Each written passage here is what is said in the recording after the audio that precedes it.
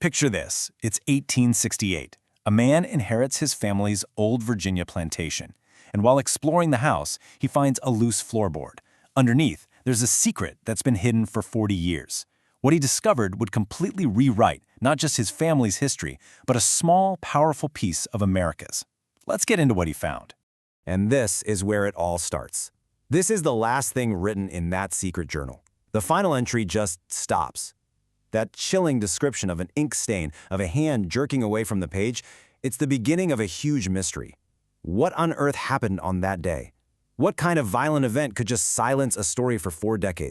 Okay, so the man who found the journal was a guy named Alexander Hayes. He was a literature teacher from Philadelphia. He'd come back to the family plantation, Willowbrook, to deal with the estate of his uncle, Thomas, who'd been a total recluse.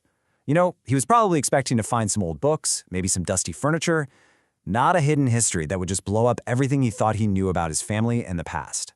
Now, to really get why this discovery was so explosive, you have to understand the world this journal came from. We're talking about the 1820s South.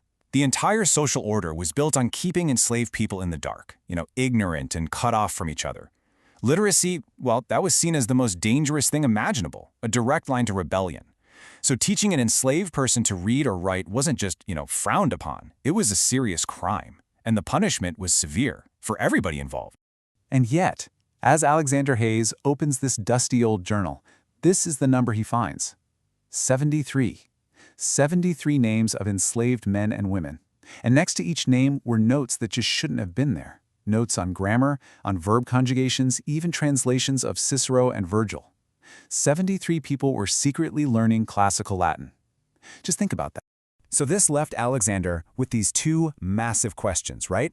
First, who were these 73 scholars? And second, what in the world happened on April 17, 1828 that was so catastrophic it erased them from history, so completely that no one even whispered their names for 40 years? The answers, he hoped, were in that journal. And the journal, it took Alexander right back in time. He quickly figured out it belonged to his uncle, Thomas Hayes.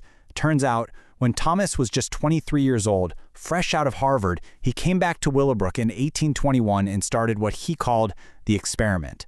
And what was the experiment? It was a secret, totally illegal school to teach classical Latin to the enslaved people on his own family's plantation.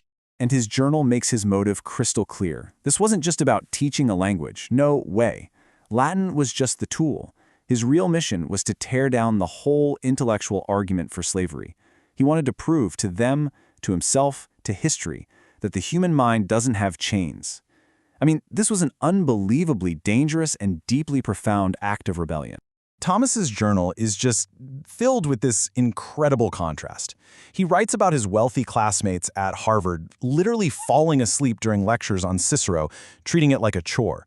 But then he describes his classroom at Willowbrook in a barn, late at night, field workers, bone-tired after 12-hour days, leaning in with what he called a hunger to learn, desperate to soak up every single word about Latin grammar. And just look at what they were studying. This was not basic reading and writing. They were diving into some of the most complex ideas in Western thought.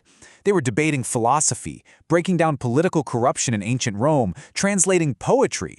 These secret lessons, held in a tobacco barn, were more intellectually challenging than a lot of university seminars today. But what about the students? Did they get how risky this was? Oh, absolutely. Thomas recorded this quote from a student named Marcus, and it says it all. Danger was just a part of their daily existence. But this danger, the danger that came with learning, this was different. For the first time, taking a risk offered the chance at something truly worthwhile, the proof of their own intellect. And for 6 amazing years, this secret world of scholars actually worked. It flourished. But then, in 1827, everything started to unravel. Thomas's father got suspicious. He invited a cousin, a guy named Gerard Ashwell, to come help manage the plantation. And this guy, Ashwell, he was cold, sharp, and brutal. His arrival was the beginning of the end. And the whole thing fell apart so fast.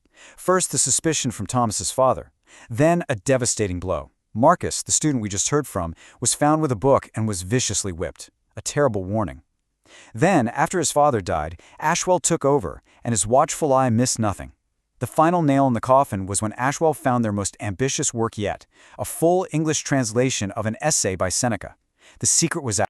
Ashwell confronted Thomas and laid out this absolutely horrifying choice, this devil's bargain.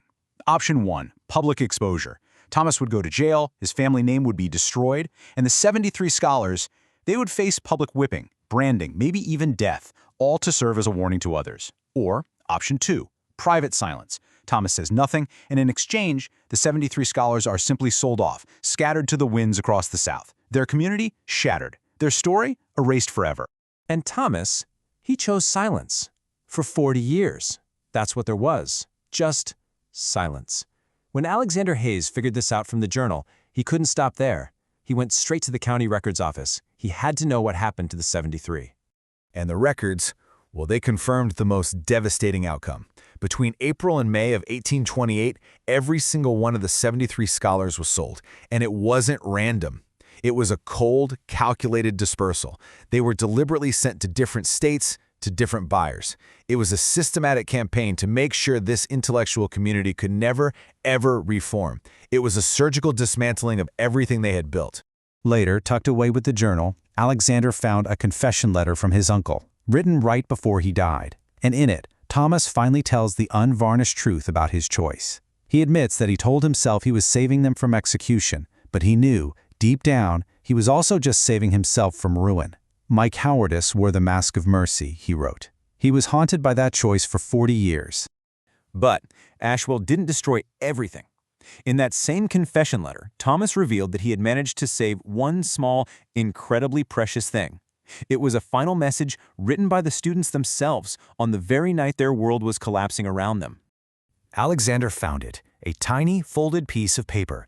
It was their final testament to the future, a defiant scream against their own erasure, and it began with two simple, unbelievably powerful words. We existed. In a world, in a system that was designed to deny their very humanity and their capacity for reason, they insisted on the truth of their own minds with another profound statement. We thought. And finally, a simple, beautiful testament to everything they had risked, everything they had achieved in that secret barn, we learned. This was their full testament, an assertion that they debated the meaning of freedom while living in chains, and that no one, no matter what, could ever erase that truth. And it was signed by 23 of the scholars, a final, unbelievably courageous act to leave behind proof that they mattered, that they were human, that they were real. After finding all of this, Alexander Hayes dedicated the rest of his life to telling their story. He actually managed to track down some of the survivors and their children and published a book. Now, it was mostly ignored at the time, but thankfully his work was rediscovered during the Civil Rights Movement. And today, the story of the hidden scholars is finally recognized for what it always was, an incredible testament to intellectual resistance. And you know what? In the end, their story wasn't erased. Gerard Ashwell failed. That final note, written in secret, on the most terrifying night of their lives back in 1828, it now hangs in the Smithsonian. Their words survived. It's a permanent record of their brilliance and their humanity. And that just leaves us with this final thought, doesn't it? The story of the 73 was almost lost to history forever. It was saved only by a lucky accident, a loose floorboard, and a nephew's curiosity. It really makes you wonder, how many other profound stories of courage and resistance and intellect are still out there, buried in the past, just waiting for someone to find them?